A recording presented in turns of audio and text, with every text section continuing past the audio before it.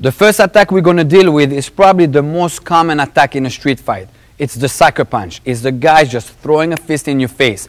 A lot of people that are so-called trained martial artists still get confused or get surprised by this attack because they don't understand the dynamic of the stress when it's coming in, that they're not going to give you a chance to be prepared for it, and the shot is just coming at their face and they got overwhelmed with the violence that's behind it. Carlos is getting in a fight, and he already chose that his attack is going to be a fist right in my face.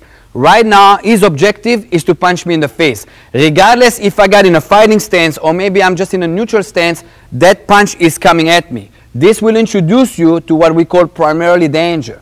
The primarily danger in this attack is the line of fire of that punch coming right in my face. Therefore, I'm going to have to deal with the primarily danger first before I go into defense and counters. The primarily offense is that line of fire. See, if you take a laser and your imaginary line, there's a line that's coming right in my face. What I need to do is, I need to get out of that line of fire. Again, Carlos throws the punch, line of fire. If I'm in a neutral stance, I can do it from a neutral stance, or maybe if the fight was scheduled, I can do it from a fighting stance. It doesn't really matter. Okay, he comes in. I'm going to choose to get out of line of fire so I'm safe. My hand is going to check. In other words, I'm going to pick up my hand just to check. This is a check. Do not push. If you push, you redirect the attack. Just like it sounds, you're going to redirect something else.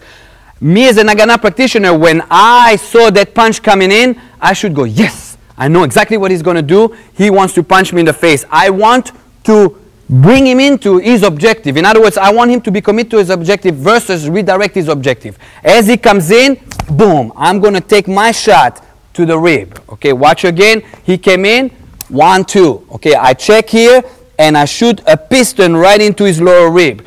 Footwork wise, 11 o'clock, and I'm shooting my punch right here. Right now, what I basically did in the first engagement of his objective, his mind right now was, I'm going to punch Mike right in the face.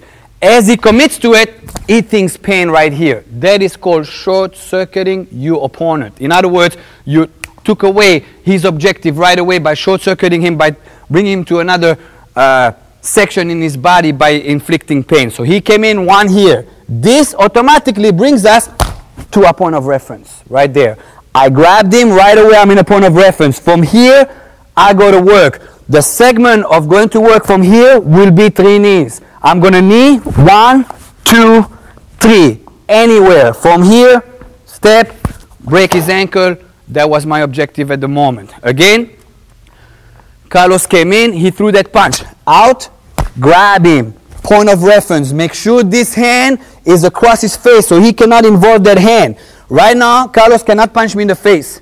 He cannot punch me in the body effectively. He can reach me, but no big deal. If you pay attention, Carlos is armed. If he tries to deploy that knife now with that hand, with the left hand, he can't do it effectively because I'll go already to work and I'll short-circuited by it.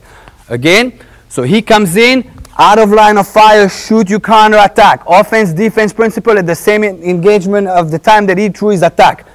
Point of reference, violently. From here, 1, 2, 3 knees. You want to take him down? Go ahead, take him down. You want to break his ankle? Break his ankle. You want to schlag him out? Schlag him out. That will be up to your objective at the moment.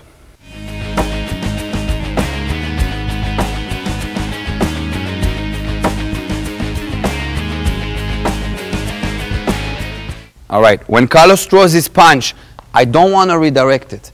If I redirect it just like it sounds, he's going to come in with the same weapon somewhere else. Okay, that's not good. Carlos had an objective to punch me in the face. I want him to be committed with that intent in the sense of his target is my face. In other words, the more he's committed to it, the more I'm going to dissolve the technique into my counter attack. In other words, I'm going to let him go to the route where he was going intently to begin with. That will create that I dissolve what he brings in into my counter attack. Also, in Nagana, we don't like to block. Blocking in Nagana is considered a last resort or a reaction that just happened to happen. In other words, it was not an objective for me to block. Why is that? If I go to block, it relies on timing. Because we are 2 people, it's very hard to time. When I meet him in the street, I don't know how fast he is, I don't know how slow he is. Therefore, for me to time that block is going to be almost impossible, and it's too much taking of a chance.